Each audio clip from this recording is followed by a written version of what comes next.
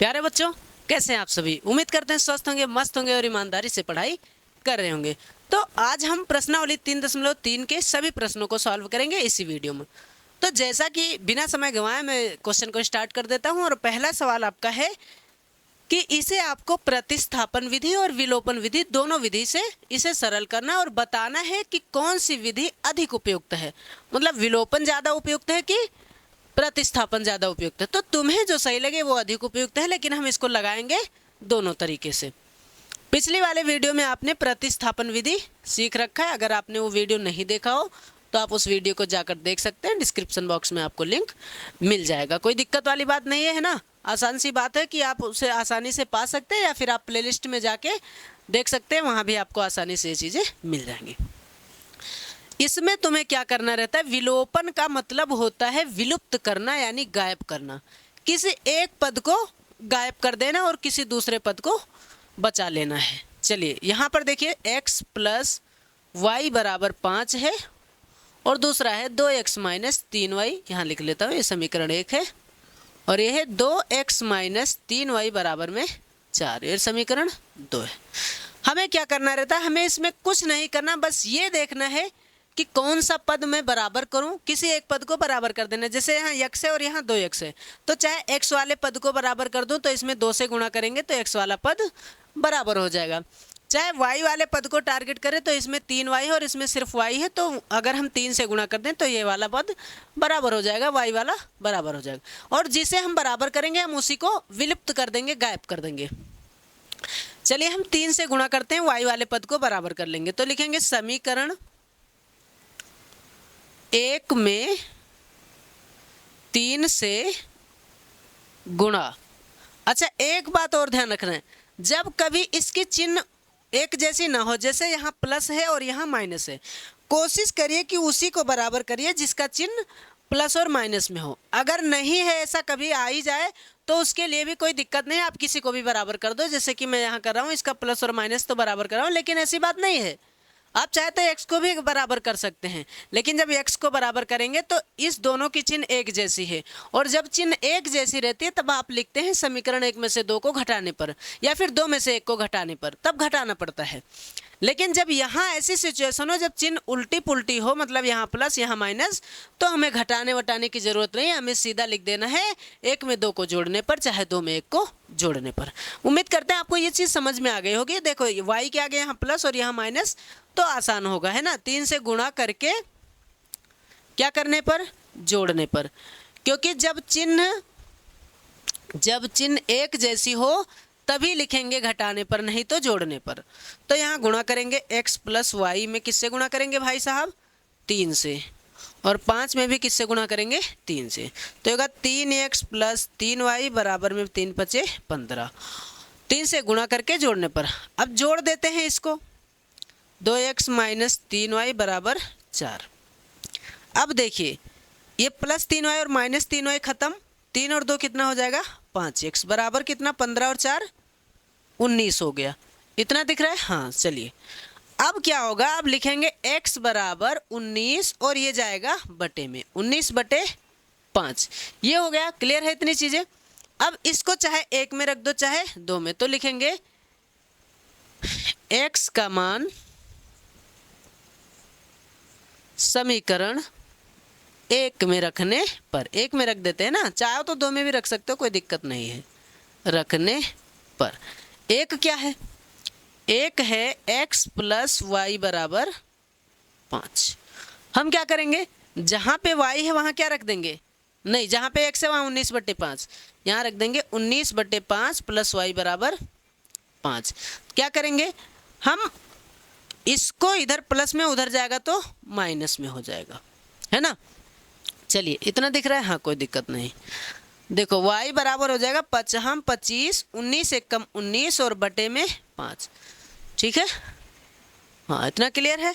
अब अगर 25 में से 19 जाएगा तो कितना बचेगा, 6, और 6/5, ये हो जाएगा y का मान। तो x का मान कितना आया, x का मान आया 19/5 और y का मान आया 6/5।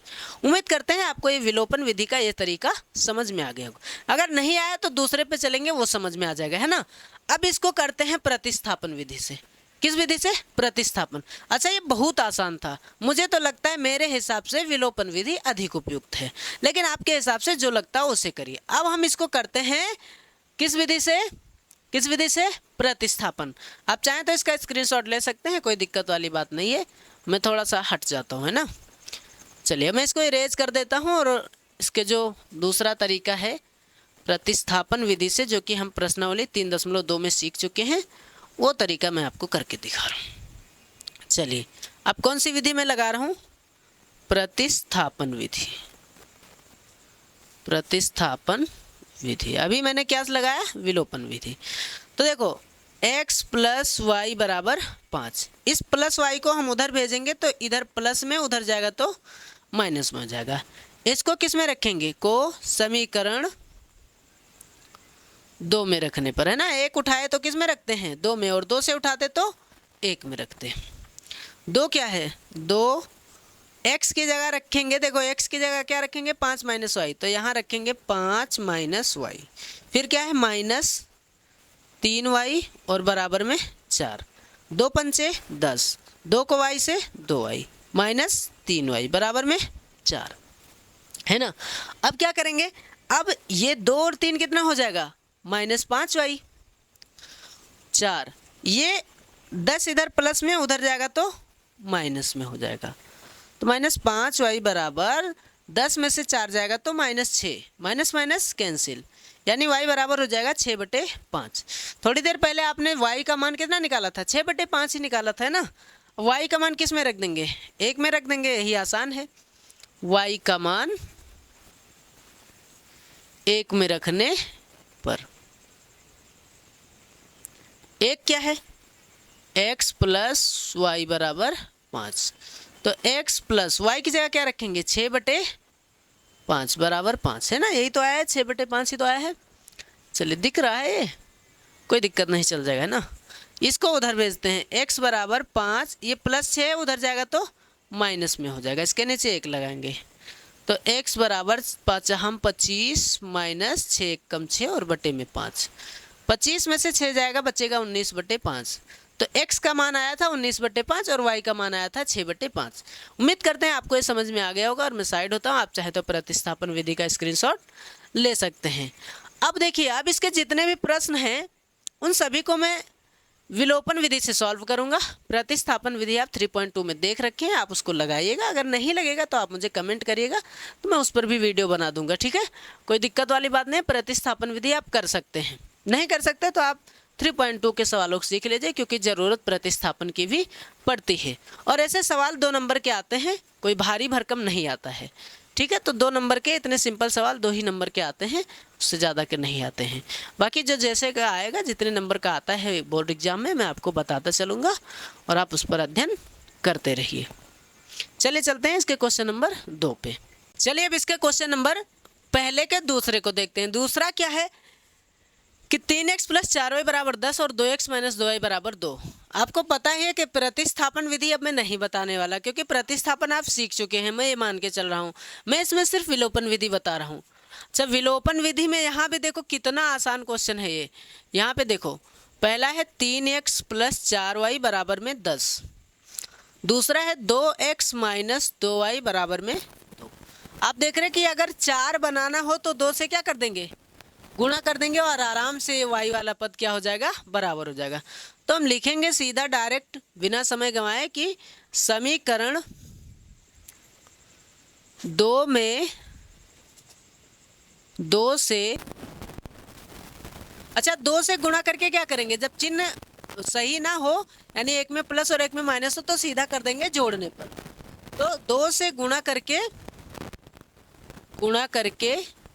जोड़ने पर, ठीक है, जोड़ने पर। चलिए अब इसमें 2 से गुणा करेंगे। यहाँ 2x माइनस 2y में किससे गुणा करेंगे? 2 से, और इसमें भी किससे गुणा करेंगे? 2 से। तो यहाँ देखो 2 दूनी कितना हो जाएगा? 4x, और 2 दूनी 4y, और 2 दूना 4। जोड़ने पर मतलब इसको जोड़ेंगे, ये क्या है? 3x प्लस 4y बराबर में 10। बताइए तो -4 और +4 क्या होगा? कैंसिल हो जाएगा, है ना। क्या बचा? 4 और 3 7x, 10 और 4 कितना हो जाएगा 14, 7 एकम 7, 7 दूनी 14, यानी कि x बराबर कितना आया 2 आया। x बराबर कितना आया 2 आया। x का मान हम किस में रख देंगे, चाहे 1 में चाहे 2 में, तो लिखेंगे x का मान समीकरण 2 में रखने पर। चलिए भाई साहब 2 में रख देते हैं। 2 क्या है 2x माइनस 2y बराबर 2, 2 लिखेंगे, x की जगह लिख देंगे 2 माइनस 2y बराबर 2, 2 दूनी 4 माइनस 2y बराबर 2। अब देखिए 4 उधर भेज देंगे तो इधर बचेगा माइनस 2y बराबर 2, ये प्लस 4 है, उधर जाएगा तो माइनस 4 हो जाएगा, यानी माइनस 2y बराबर 4 में से 2 जाएगा माइनस 2 बचेगा, है ना। 4 बड़ा है, 4 के आगे माइनस, तो यहाँ माइनस दो, माइनस माइनस कैंसिल, तो 1 कम 2, यानी y बराबर कितना आया 1। y का मान 1 आया और x का मान 2 आया, तो लिखेंगे x बराबर 2। उम्मीद करते हैं आपको ये समझ में आ गया होगा। अब हम चलते हैं इसके क्वेश्चन नंबर 3 पे, ठीक है। चलिए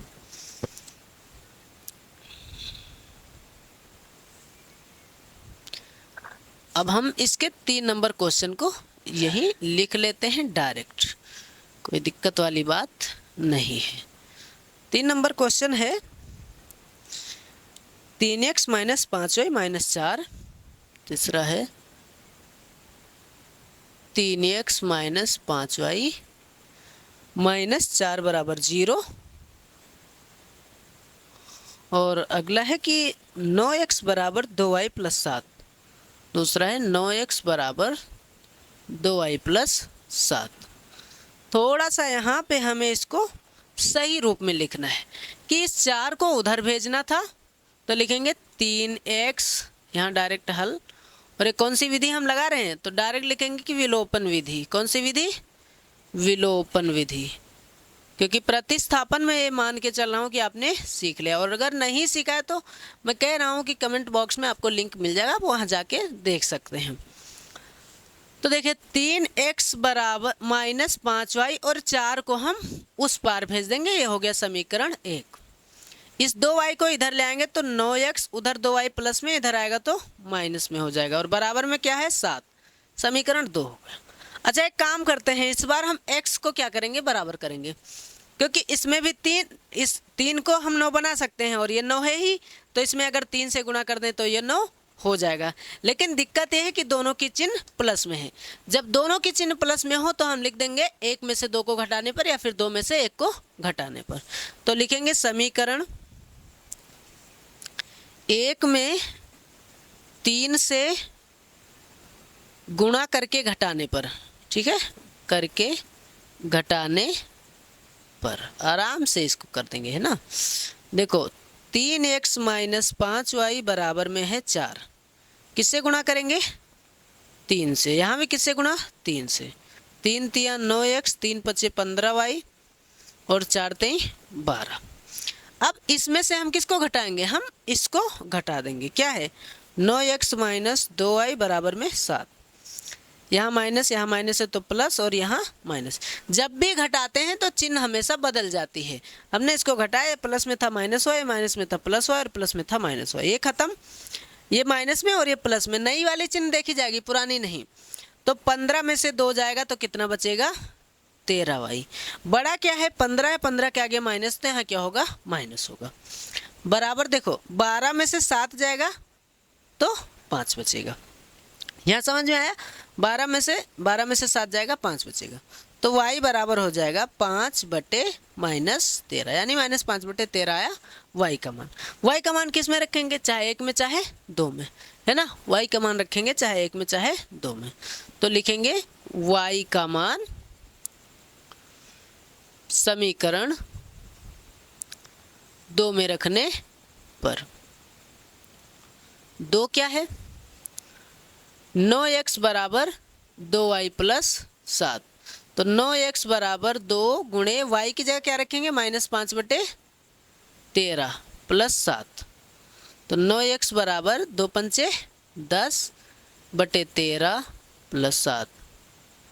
चलिए यहाँ लिखेंगे कि 9x बराबर 13 सते 91 माइनस 10 एक कम 10 और बटे 13 एक कम 13, तो 9x बराबर 91 में से 10 जाएगा, कितना बचेगा? 81/13, यही तो बचेगा, है ना। अब 9 1 कम 9, 9 9 81, यानी x बराबर क्या आया? 9/13।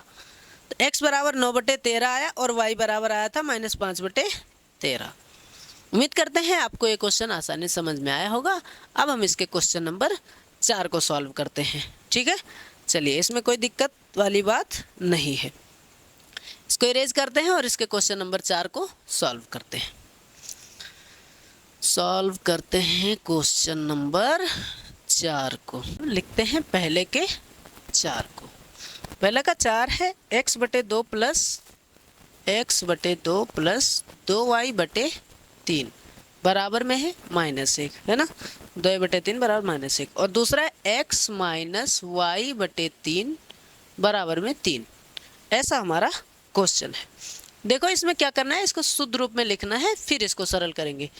बाकी वैसे भी आप डायरेक्ट कर सकते हैं, लेकिन क्या ज़रूरत है। देखो, 3 को x से करेंगे 3x, 2 को 2 से 2 दूनी 4y। भिन्न तो आप जानते हैं ना, 2 3 6, 6 कम 6 -6। 3 को x से, इसके नीचे कुछ नहीं तो 1, 3 को x से 3x, समीकरण 1 कर दो। 1 को y से 1y, 3 3 9, समीकरण 2। अब ताज्जुब की बात यह है कि 3x आपस में बराबर है ना, x का पद बराबर है, तो लिख देंगे 1 में से 2 को घटाने पर, 1 में से 2 को घटाने पर कोई दिक्कत नहीं है, घटा देंगे घटाने पर। तो है 3x + 4y बराबर -6 और 3x - y बराबर 9। घटाने पर चिन्ह बदलती है, तो ये माइनस था प्लस और ये माइनस, ये खत्म हो गया। 4 और 1 कितना हो जाएगा? 5y। लिख देंगे 5y बराबर 9 और 6 कितना होगा? -15। 5 1 कम 5, 5 3 15, यानी y बराबर कितना आया? -3। y का मान क्या करेंगे? 2 में रख देंगे, 2 आसान है ना। तो y का मान 2 में रखने पर, लीजिए 2 में रख देंगे। 2 क्या है? 3x - y बराबर 9, तो 3x - y की जगह -3 और बराबर में 9। 3x माइनस प्लस 3 बराबर 9, इसको उधर भेज देंगे। 3x बराबर 9, ये +3 उधर जाएगा तो -3 हो जाएगा। तो 3x बराबर 9 में से 3 जाएगा 6, 3 1 कम 3, 3 दूनी 6, यानी x बराबर कितना आया? 2 आया। तो लिखेंगे कि x बराबर 2 और y बराबर -3। ये हो गया आंसर। कोई दिक्कत वाली बात नहीं। आप चलते हैं इसके क्वेश्चन नंबर दूसरे के जितने भी सवाल हैं उसको सॉल्व करते हैं, ठीक है।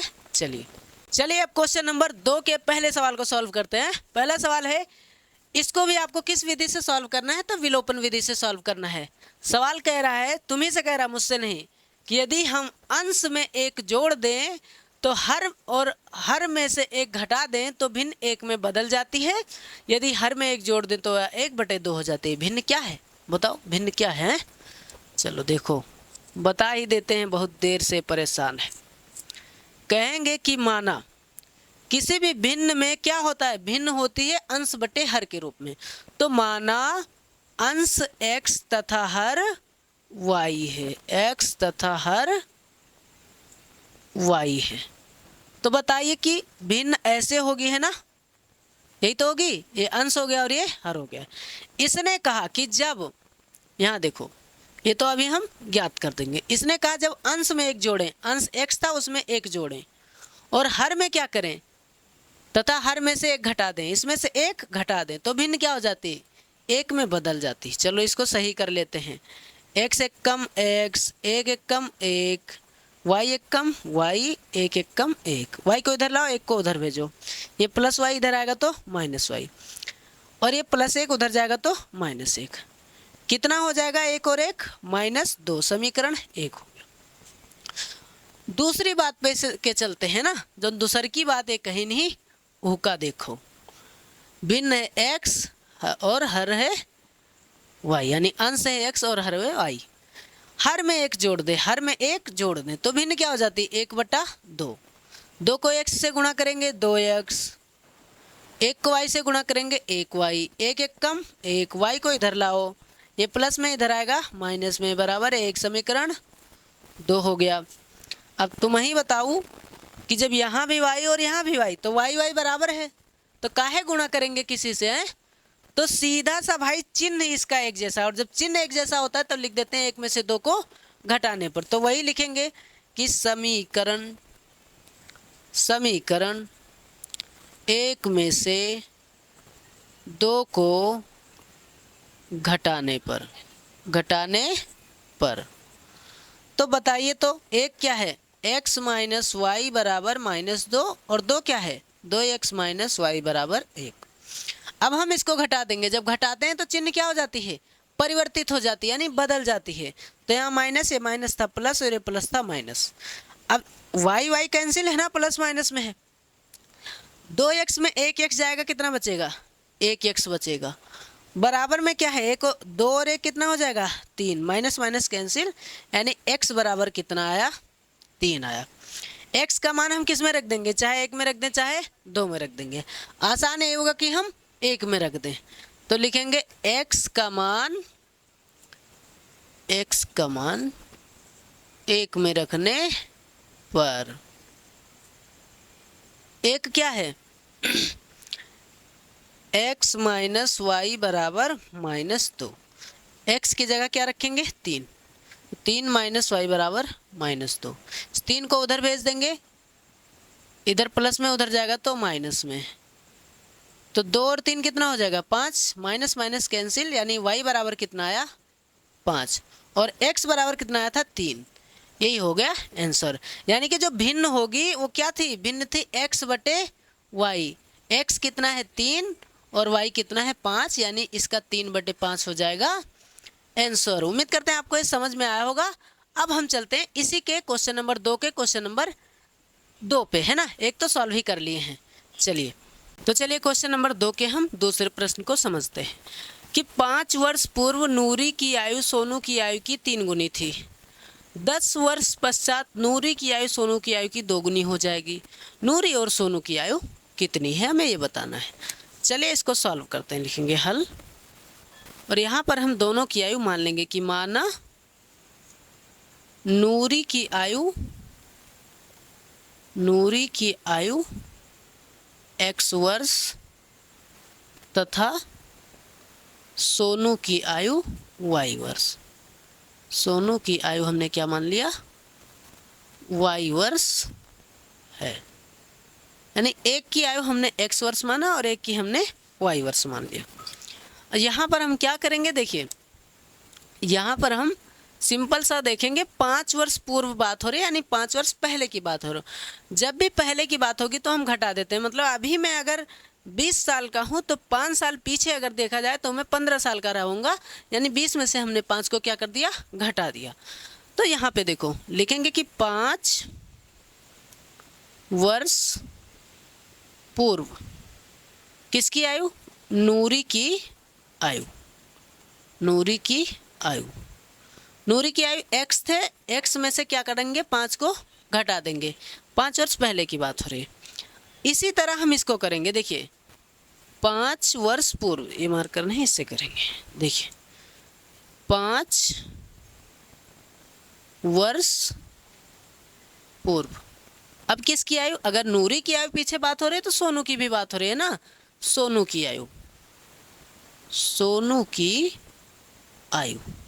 अच्छा सोनू की अभी आयु है y, और y में से क्या घटा देंगे, 5। इसने कहा इन दोनों की आयु, सोनू की आयु की 3 गुनी थी, यानी नूरी की आयु जो है, यानी x - 5 जो है वो y - 5 की कितनी गुनी थी, 3 गुनी थी। यहाँ पे इसने कहा है 3 गुनी थी, तो 3 से गुणा कर देंगे, है ना। देखो अब यहाँ पे समझो, x - 5 बराबर 3 को y से 3y, और 3 × 5 = 15। 3y इधर आएगा तो x - 3y, और ये आपका -5 है, उधर जाएगा तो +5 होगा, यानी x - 3y बराबर 15 में से 5 जाएगा -10। ये हो गया समीकरण 1। इतना कोई दिक्कत वाली बात नहीं है, आपको समझ में आ गया होगा।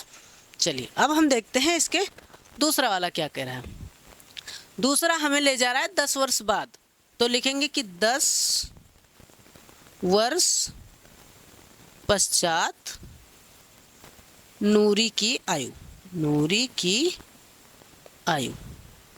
नूरी की आयु अभी x साल है, x वर्ष है, और उसमें क्या कर देंगे 10 जोड़ देंगे। 10 वर्ष बाद की बात हो रही है ना। अगर मैं अभी 20 साल का हूँ, 10 साल बाद कितने साल का हो जाऊँगा 30 साल का, यानी 10 ऐड कर रहे हैं। उसी तरह 10 वर्ष पश्चात किसकी आयु, सोनू की आयु। सोनू की आयु अभी y है और y में क्या कर देंगे 10 जोड़ देंगे। तब इसने कहा कि जो नूरी की आयु है, यानी नूरी की आयु x प्लस 10, सोनू की आयु से सोनू की आयु क्या है y प्लस 10, कि कितनी गुनी हो जाएगी 2 गुनी, यानी इसमें किससे गुणा कर देंगे 2 से गुणा कर देंगे, है ना। तो x प्लस 10 बराबर 2 को y से 2y और 2 दहाम 20, इधर ले आओ तो x ये प्लस 2y इधर आएगा माइनस में, बराबर 20, ये प्लस 10 है उधर जाएगा माइनस में, यानी x माइनस 2y बराबर 20 में से 10 गया 10। ये हो गया समीकरण 2। जरा गौर से देखिए तो x इसमें भी x इसमें भी, दोनों में x क्या है बराबर है। तो लिखेंगे क्या, आप इसका चाहें तो स्क्रीनशॉट ले लीजिए। अब लिखेंगे क्या कि 1 में से 2 को घटाने पर, तभी हमें सब कुछ पता चल जाएगा, है ना। 1 में से 2 को घटाने पर एक क्या है, इसको थोड़ा मैं यहाँ इरेज करता हूँ। एक है हमारा x माइनस 3y बराबर माइनस 10, ये है समीकरण 1। और समीकरण 2 है x माइनस 2y बराबर 10, समीकरण 2। हम क्या कह रहे हैं, मैंने कहा कि 1 में से 2 को घटाने पर, तो लिखेंगे 1 में से 2 को घटाने पर चिन्ह बदल जाएगा, यानी x माइनस 3y बराबर माइनस 10 और x माइनस 2y बराबर में 10। चिन्ह बदलेगी तो माइनस, ये माइनस था प्लस, ये प्लस था माइनस, ये खत्म। प्लस और माइनस यानी 3y में से 2y जाएगा तो y बचेगा, और 3 बड़ा है, 3 के आगे माइनस तो माइनस y बचेगा। दिख रहा है, हाँ दिख रहा है। 10 और 10 होगा माइनस 20, माइनस माइनस कैंसिल, यानी y बराबर कितना आया 20। y किसकी आयु थी, सोनू की, यानी सोनू कितने साल का है 20 वर्ष का है। चलिए y का मान किस में रख देंगे, इसी में रख देंगे, 2 में रख देंगे, चाहे 1 में रख दें। तो y का मान 2 में रखने पर, चलिए 2 क्या है, 2 है x माइनस 2y बराबर 10। तो x माइनस 2 गुणे y की जगह रखेंगे 20 बराबर में 10, है ना। y का मान 20 है तो 20 रख दिए। तो x माइनस 20 दूना कितना होगा, 20 दूना होगा 40 बराबर में 10। तो x बराबर 10 प्लस 40, क्योंकि ये माइनस है उधर जाएगा तो 40, यानी x बराबर कितना आया 50 वर्ष। 50 वर्ष तो क्या होगा, अतः नूरी की आयु 50 वर्ष तथा सोनू की आयु 20 वर्ष है। अब इतना आप लिख दीजिएगा, अतः नूरी की आयु हमने x माना था तो कितना आया 50 वर्ष, तथा सोनू की आयु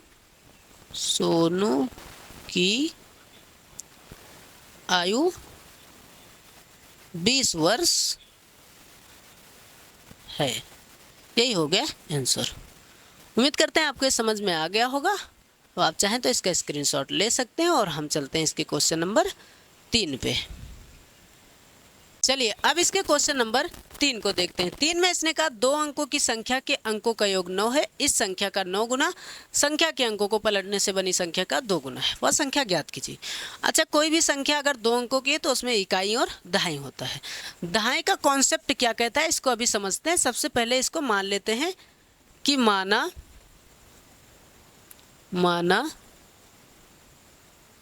इकाई अंक x तथा दहाई अंक y है। 2 अंकों की संख्या में इकाई और दहाई होता है ना। तो दोनों को जोड़ने पर, इकाई और दहाई को जब जोड़ा गया तो कितना आ रहा है 9 आ रहा है। ये तो समीकरण 1 हो गया। फिर है इस संख्या का 9 गुना, ये तो समझ में आ गया होगा। संख्या के अंकों का योग मतलब दोनों का योग कितना है 9 है। इस संख्या का 9 गुना। अच्छा, संख्या बनती कैसी है, तो दहाई में 10 से गुणा करते हैं और इकाई को जोड़ देते हैं। जैसे कि मैं कहूँ अगर 21 लिखा है तो आप कहेंगे ये दहाई पे है, ये इकाई पे है और ये दहाई पे है। दहाई में 10 से गुणा करते और इकाई को जोड़ देते, तो 2 दहाम 20 प्लस 1 कितना हुआ, 21 हुआ, है ना, ऐसे। तो इसी तरह इसमें होता है। तो ये कॉन्सेप्ट आप याद रखिए कि दहाई में हमेशा किससे गुणा होता है, 2 से, और इकाई जुड़ जाती है, 10 से गुणा होता है ना। तो देखो इस संख्या का 9 गुना। अच्छा, संख्या जो है दहाई के स्थान पे क्या है, y है, तो y में 10 से क्या होगा, गुणा होगा, तो 10y हो जाएगा, और उसमें जोड़ेंगे क्या, x, यानी इकाई को जोड़ देंगे। अब इसने कहा इस संख्या का कितना, 9 गुना, तो लिखेंगे संख्या का 9 गुना। इस संख्या को पलट देंगे तो 10x प्लस वाई हो जाएगा, है ना, पलट देंगे यानी 10y प्लस एक्स को, तो 10x प्लस वाई हो। बनी संख्या का 2 गुना है, इसका कितना गुना है, 2 गुना है। 9 दहाम 90y, 9 को x से 9x, 2 दहाम 20x, 2 को y से 2y। ये 90y है और ये 2y है, इधर आ जाएगा y, तो 90y उधर प्लस 2 है, इधर आएगा तो माइनस हो जाएगा। ये प्लस 9x है, उधर जाएगा तो माइनस 9x हो जाएगा। 90 में 2 जाएगा 88y, 20 में से 9 जाएगा 11x, 11 एक कम 11, 11 8 88, यानी कि ये हो गया 8y माइनस x बराबर 0। इधर ले आएंगे तो ऐसे ही होगा। अगर ऐसा लिखो तो माइनस x प्लस 8y बराबर 0, ये समीकरण 2। समीकरण 1 है x प्लस वाई बराबर 9, और ये है इतना। अब हम क्या करेंगे, देखो चिन्ह उल्टा है, यानी यहाँ प्लस और यहाँ माइनस, तो क्या करेंगे, 1 में 2 को जोड़ने पर कोई दिक्कत ही नहीं होगी, है ना, तो लिखेंगे 1 में 2 को जोड़ने पर, जोड़ देंगे, यानी 1 क्या है, x प्लस वाई बराबर 9, 2 क्या है, माइनस एक्स प्लस 8y बराबर 0। तो ये खत्म हो गया, 8y और 1y 9y, और 9 में 0 जुड़ेगा 9 होगा, 9 एक कम 9, यानी कि y बराबर कितना आया, 1 आया। अच्छा y 1 आया, अब y का मान किस में रख देंगे, y का मान हम इसमें रख देंगे 1 में, तो y का मान 1 में रखने पर, किसी में भी रख सकते हो, ये भी मैंने बता रखा है ना, 1 में रखने पर 1 क्या है, तो 1 है x प्लस वाई बराबर 9, यही तो है 1, है ना। अब बताए y की जगह क्या रख देंगे, 1 रख देंगे, तो लिखेंगे x प्लस 1 बराबर 9, तो x बराबर क्या होगा 9, ये प्लस 1 उधर जाएगा तो माइनस 1, यानी x बराबर कितना हो, 9 में से 1 जाएगा 8। आपको पता है संख्या क्या थी, संख्या थी 10y प्लस x, तो लिखेंगे 10 गुणे y कितना है, y आया है 1, तो y की जगह 1 रखेंगे, प्लस x कितना आया है 8, यानी कि 10 एक कम 10 प्लस 8, और 10 8 कितना होगा 18, मतलब वो संख्या क्या थी, 18 थी। उम्मीद करते हैं आपको ये वीडियो समझ में आ गई होगी, आपको ये प्रश्न भी समझ में आ गया होगा। तो चलते हैं इसके क्वेश्चन नंबर 4 पे, 4 के बाद 5, और 5 पे सवाल खत्म है, प्रश्नावली पूरी समाप्त हो जाएगी। चलिए अब इसके क्वेश्चन नंबर 4 को देखते हैं। क्वेश्चन नंबर 4 है कि मीना रुपया 2000 निकालने के लिए एक बैंक गई, उसने खजांची से 50 तथा 100 के नोट देने के लिए कहा। मीना ने कुल 25 नोट प्राप्त किए, ज्ञात कीजिए कि उसने 50 और 100 के कितने कितने नोट प्राप्त किए। हमें बताना है कि उसने 50 और 100 के कितने कितने नोट प्राप्त किए। तो देखिए उसने टोटल कितने नोट प्राप्त किए, 25 नोट, तो लिख देंगे कि माना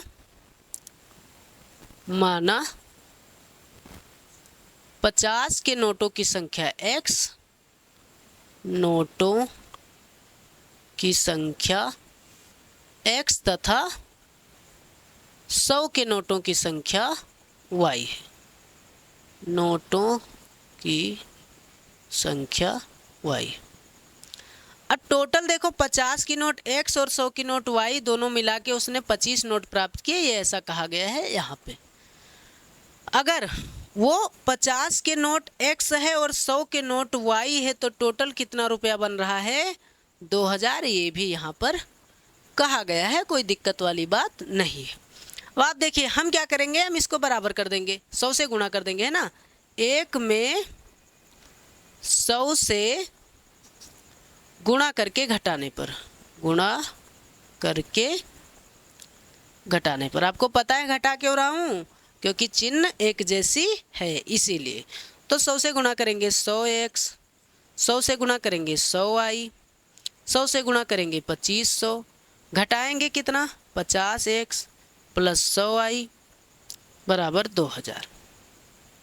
घटाने पर चिन्ह बदल जाती है, 100y से 100y कैंसिल, 100 में से 50 गया 50x, 2500 में से 2000 गया तो 500 है ना, 0 0 कैंसिल, 5 दहम 50, x बराबर कितना आया 10 आया। x क्या था 50 के नोटों की संख्या, यानी 50 की नोट कितनी है 15 है।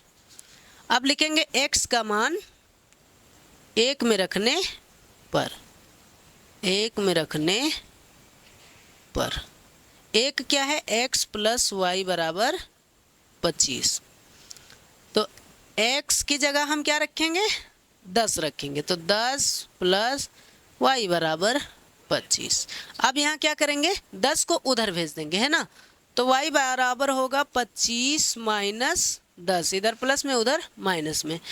तो बताइए 25 में से 10 जाएगा कितना बचेगा 15, यानी y बराबर कितना आया 15 आया। मतलब कि अतः आप क्या लिखेंगे, अतः 50 के नोटों की संख्या, नोटों की संख्या 10 तथा 100 के नोटों की संख्या, नोटों की संख्या कितनी है 15 है ना। 50 की नोट हमने क्या माना था x था है ना, और x कितना आया है, x आया है 10, तो 10 तथा 100 के नोटों की संख्या 15 है। ये हो जाएगा आंसर। उम्मीद करते हैं आपको ये समझ में आ गया होगा। अब चलते हैं इसके क्वेश्चन नंबर लास्ट यानी अंतिम पे, क्वेश्चन नंबर 5 पे। तो चलिए इसके अंतिम प्रश्न को देखते हैं। अंतिम प्रश्न कहता है कि किराए पर पुस्तक देने वाले किसी पुस्तकालय का प्रथम 3 दिनों का एक नियत किराया है तथा उसके बाद प्रत्येक दिन का अलग किराया है।